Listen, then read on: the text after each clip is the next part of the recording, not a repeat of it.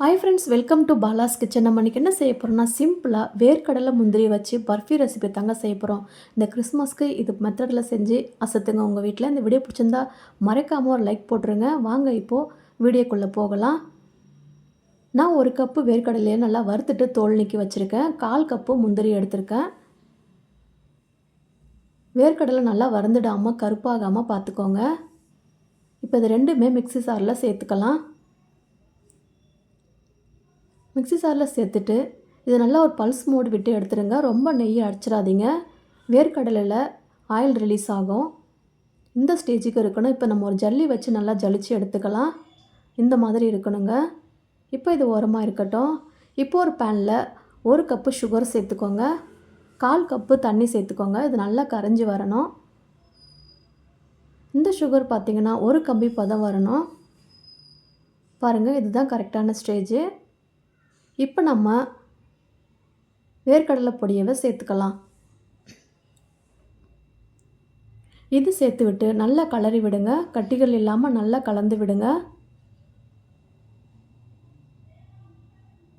இது நல்லா கெட்டியாகிட்டு வரும். நல்லா மிக்ஸ் பண்ணி விடுங்க கைவிடாமல். இது நல்லா மிக்ஸ் ஆகி வரணும். நான் கீ எதுவுமே இதில் சேர்க்க போகிறதில்ல. 1/4 கப்பு ஆயில் எடுத்திருக்கேன். இப்போ 1/2 கப்பு சேர்த்துருங்க. மீதி இருக்கிற ஆயிலவை அப்புறமா சேர்த்துக்கலாம். இப்போ இதில் ஏலக்காய் பொடி 1 ஸ்பூன் சேர்த்துக்கோங்க.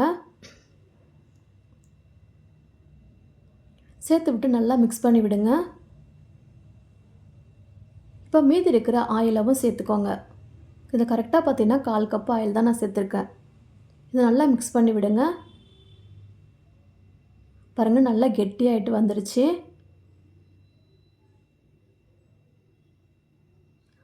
இப்போ கரெக்டாக இருக்கும்.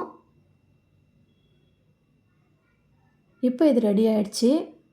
நான் ஒரு ட்ரேயில் ஆயில் அப்ளை பண்ணிவிட்டு பட்டர் ஷீட் போட்டு வச்சுருக்கேன். இப்போ இதை உள்ளே சேர்த்துக்கலாம். எல்லாத்தையுமே நல்லா உள்ளே சேர்த்துக்கோங்க. இதை இப்போ நல்லா இது மாதிரி ப்ரெஸ் பண்ணி விடுங்க. ஒரு ஸ்பூன் வச்சு நல்லா ப்ரெஸ் பண்ணுங்க.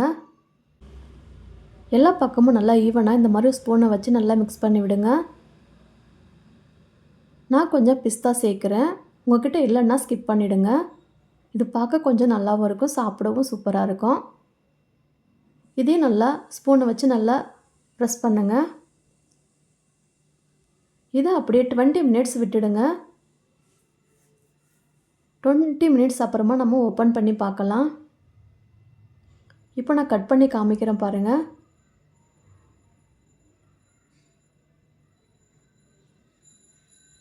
உங்களுக்கு எந்த ஷேப் வேணுமோ அந்த ஷேப் கட் பண்ணி எடுத்துக்கோங்க. பாருங்கள், சூப்பராக ரெடி ஆகிடுச்சு.